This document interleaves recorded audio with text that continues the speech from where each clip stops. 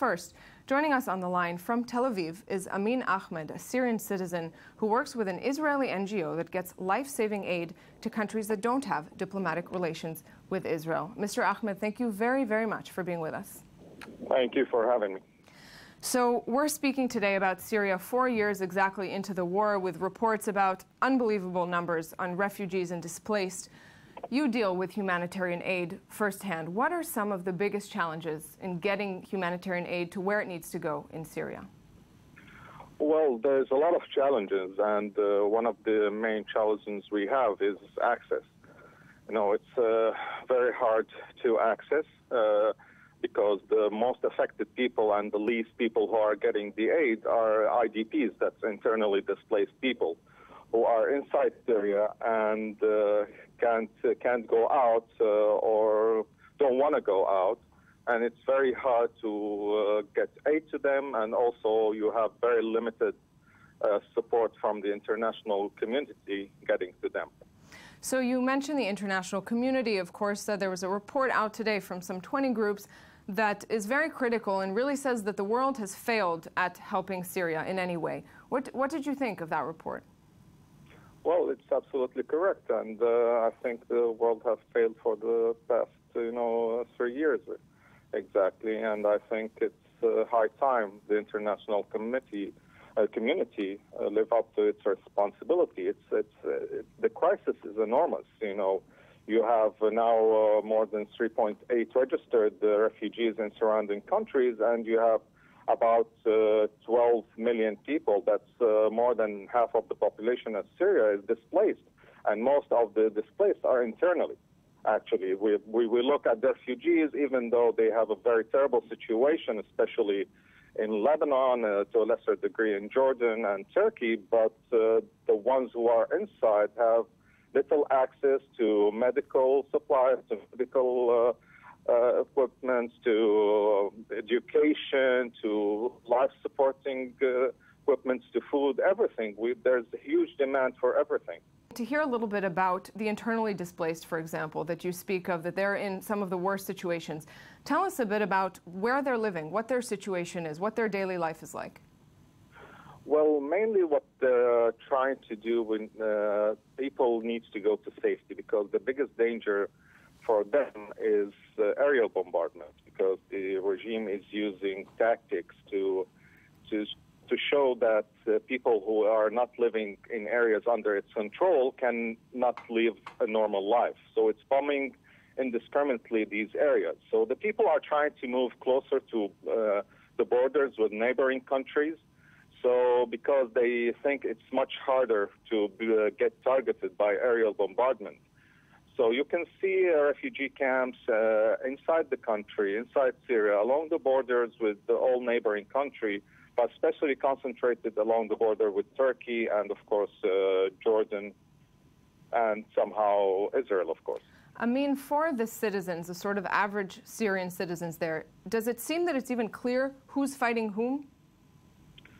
Yes, if you look at it from the outside world, the one who doesn't know the complexity of the situation in Syria, it seems very chaotic.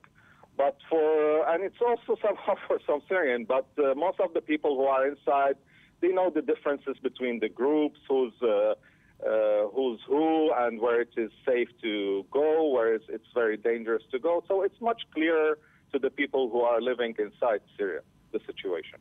Did you witness this kind of the fighting yourself? Yes. I've witnessed fighting. I've witnessed being targeted by aerial bombardment. I've witnessed everything. I understand that you left Syria about 2 years ago. How did you find Syria when going back around these days versus 2 years ago in the middle of the war when you left? Well, it's getting worse. Every time we go, the destruction is getting worse.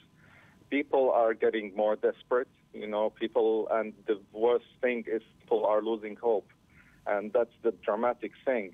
Syrians feel abandoned by the whole world. People think that no one cares about them, no one cares about their suffering. They're just ignored, that like nothing is happening.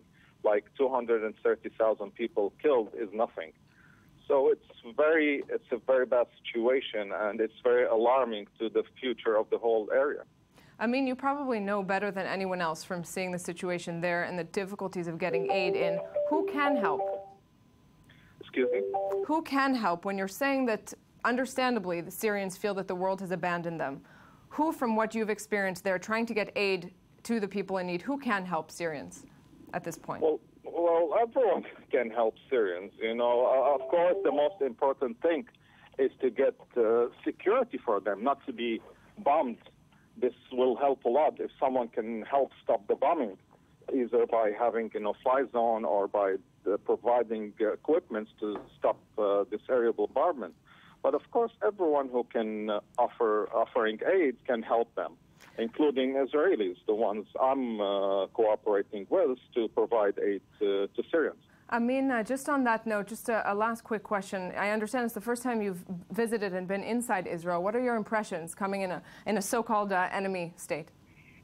Well, it's surprising. It's very similar to the Syria I used to live in, as the atmosphere, as the people, as the landscape, very similar, very similar. It's amazing how much we're similar and how we are such arch enemies. But hopefully through this cooperation that we're doing, let me tell you that a lot of Syrians seeing what Israelis have been doing for them, especially our efforts on the ground and providing aid operation in the Golan to treat Syrian.